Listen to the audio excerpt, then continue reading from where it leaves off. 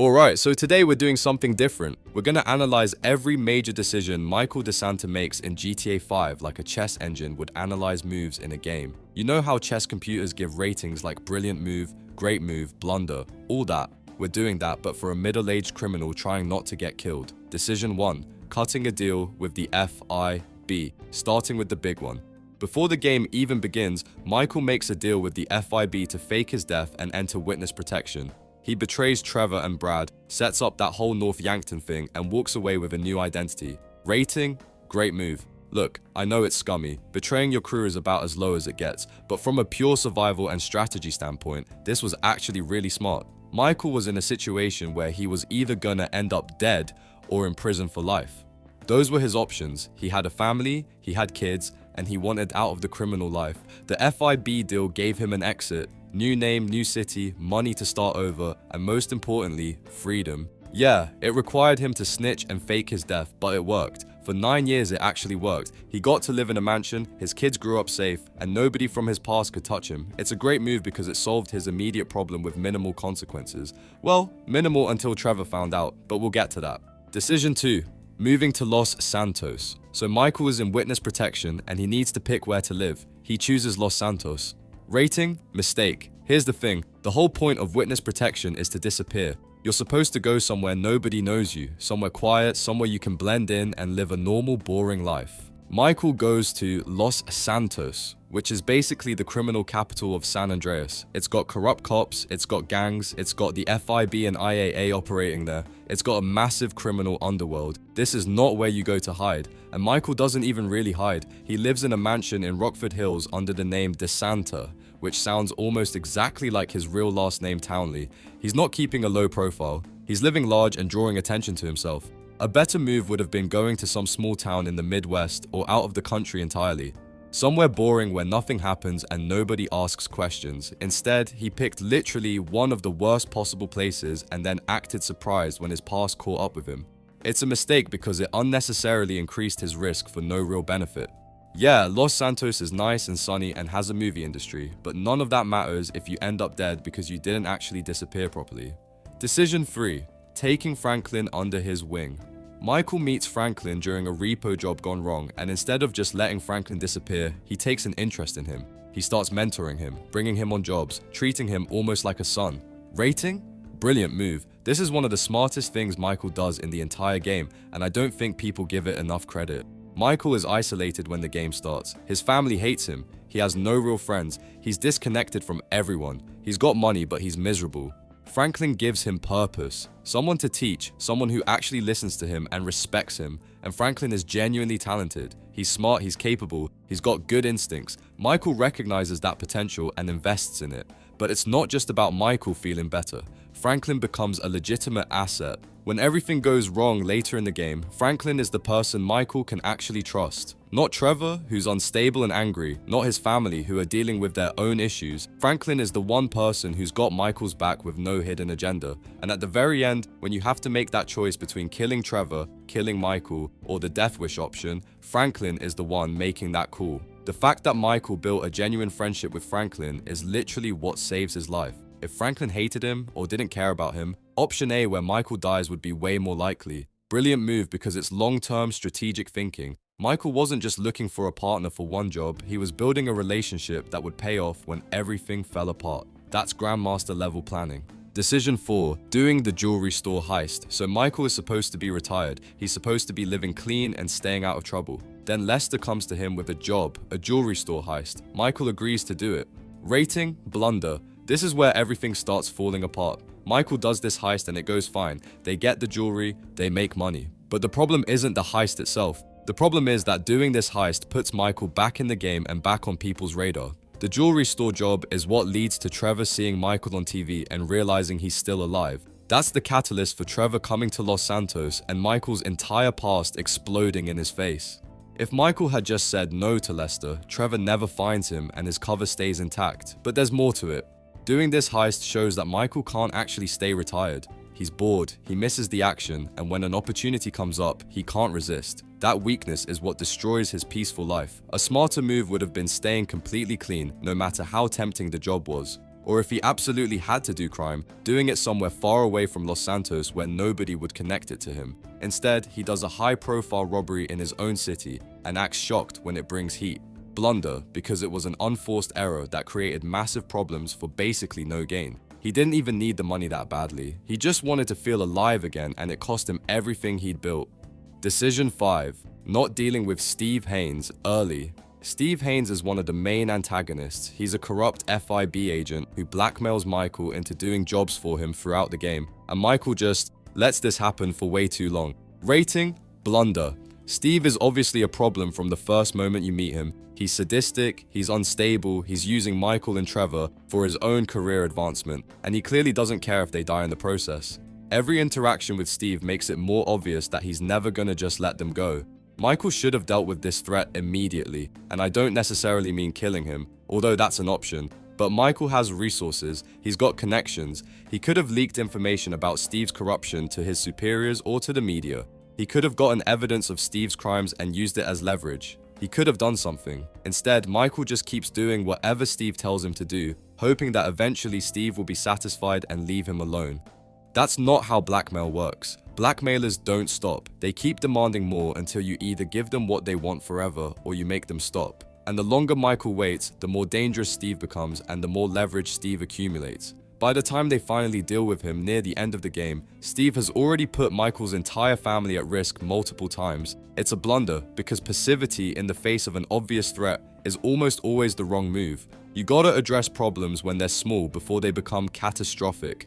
Michael knew Steve was dangerous and did nothing until he had no other choice. Decision 6. Doing jobs for Devin Weston. Devin Weston is this billionaire who Michael meets through his movie producer stuff.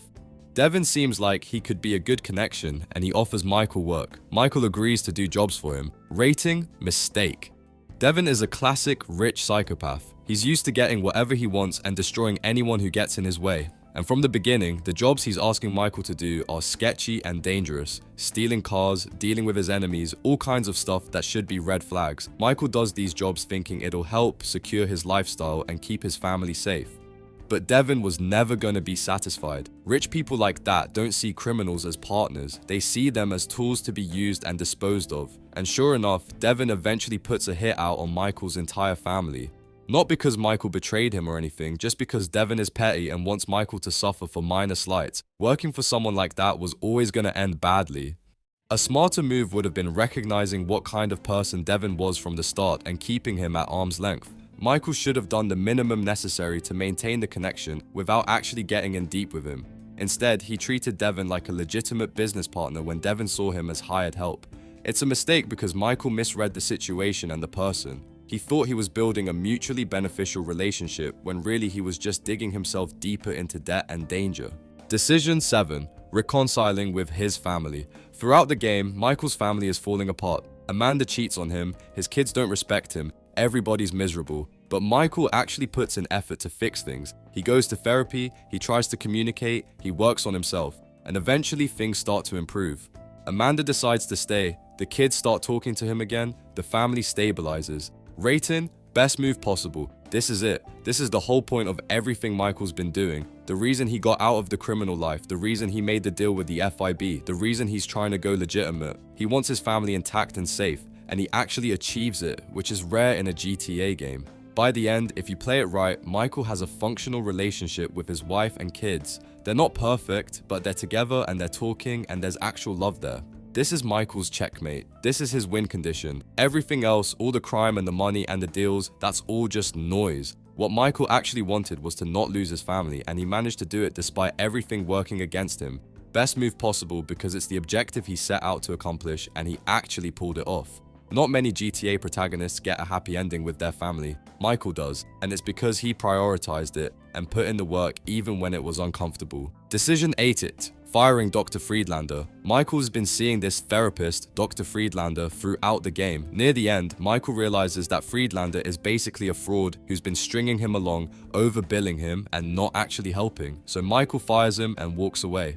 Rating: good move. Friedlander is one of those therapists who keeps you coming back forever without actually solving anything because that's how they make money. He's writing a book about Michael without permission, he's not respecting confidentiality, and he clearly doesn't actually care about Michael's well-being. Michael recognizing this and cutting him off shows growth. Old Michael probably would have just kept paying and kept going because that's what he was supposed to do. New Michael has enough self-awareness to realize when someone is using him and to walk away. It's a good move because it's damage control. Not brilliant because the damage was already done and Michael wasted a lot of time and money on a fake therapist. But good because he eventually figured it out and stopped the bleeding. Sometimes recognizing a bad investment and cutting your losses is the smart play. Michael did that here. Decision 9. Becoming a movie producer. Michael gets involved in the movie industry as a producer. He's financing films, working with directors, trying to make it in Hollywood. Rating, good move. This is actually one of Michael's better ideas for going legitimate. The movie industry in Los Santos is huge. It's got room for people with money who want to invest, and it's flashy enough that Michael can feel like he's doing something interesting without resorting to crime. Yeah, the movies he works on are kind of disasters and he gets taken advantage of by some people. But the concept is sound. He's trying to reinvent himself in an industry where his past doesn't matter as much and where he can use his money legally. It's not a perfect solution. The movie industry has its own corruption and problems, but it's a legitimate business, or at least legalish, and it gives Michael something to focus on other than crime. Good move because it's a genuine attempt at reinvention that makes sense for his situation. Not great or brilliant because he doesn't execute it perfectly and still ends up doing crime anyway, but the idea itself is solid. Decision 10, killing Devin Weston in ending C. At the very end of the game, if you pick option C, the Death Wish ending, Michael and his crew systematically eliminate all their enemies. The final target is Devin Weston. Michael pushes Devin's car off a cliff with Devin inside. Rating, brilliant move. This is the final boss of Michael's problems. Devin put a hit on his entire family. As long as Devin is alive, Michael is never safe. Devin has the money and connections to keep coming after him forever. Killing Devin eliminates that threat permanently. No more blackmail, no more assassination attempts, no more leverage. Michael is finally free of external threats to his family. It's also just tactically smart. They do it in a way that looks like an accident, there's no evidence connecting them to it, and nobody's gonna investigate too hard because Devin was a terrible person who made a lot of enemies. Brilliant move because it's the final piece of the puzzle. With Devin dead, Steve Haines dead, and the other threats eliminated, Michael can actually live the peaceful life he's been trying to build. His family is safe, his future is secure, and he doesn't have to look over his shoulder anymore. It's cold and it's murder, but in the context of the GTA world and Michael's situation, it's the right strategic decision. Sometimes you gotta take the king off the board to win the game. Alright, so let's actually calculate Michael's accuracy like a chess engine would. Total moves we analyzed are 10, good or above moves. Let's count them. Great move, brilliant move, best move, good move twice, another brilliant move. That's 6 moves that were good or above. Basic accuracy, 6 out of 10, so 60%. Honestly, not terrible but not great either. But let's do the weighted accuracy because that gives us a better picture of how well Michael actually played. Best move gets a weight of 1. That's the family reconciliation, so that's 1 point. Brilliant moves get 0.8. Michael had 2 of those, Franklin and Devin, so that's 1.6 points. Great move gets 0.8. The FIB deal, so 0.8 points. Good moves get 0.5. He had 2, the therapist and the movie producer thing, so that's 1 point. Mistakes get 0.3. He had 2 Los Santos and Devin Weston jobs, so 0.6 points. Blunders get 0. He had 2 of those, the jewelry store and not dealing with Steve Haines, so 0 points. Total weighted score, 1 plus 1.6 plus 0.8 plus 1 plus 0.6 equals 5 points out of a possible 10. Weighted accuracy, 50%. So Michael played at about 50% accuracy in weighted terms. That's like an intermediate player who makes some really smart moves but also makes critical errors that almost cost him the game. The thing about Michael is his brilliant moves were brilliant enough to offset his blunders. Taking Franklin under his wing and killing Devin Weston saved his life. Reconciling with his family gave him something to live for. Those high-level moves carried him through the mistakes, but man, those blunders were rough. Doing the jewelry store heist when he should have stayed retired, not dealing with Steve Haines early, moving to Los Santos instead of actually disappearing. Those were unforced errors that created most of his problems. If Michael had just played more carefully, avoided those obvious mistakes, his accuracy would be way higher and his life would have been way easier. But I guess that wouldn't make for a very interesting game. 50% weighted accuracy. That's Michael DeSanta. Smart enough to survive, dumb enough to need to be that smart in the first place. Let me know in the comments if you think I rated any of these moves wrong, or if there's a decision I missed that should have been included. Michael's story is complicated, and there's definitely room to argue about whether some of these moves were as good or as bad as I said.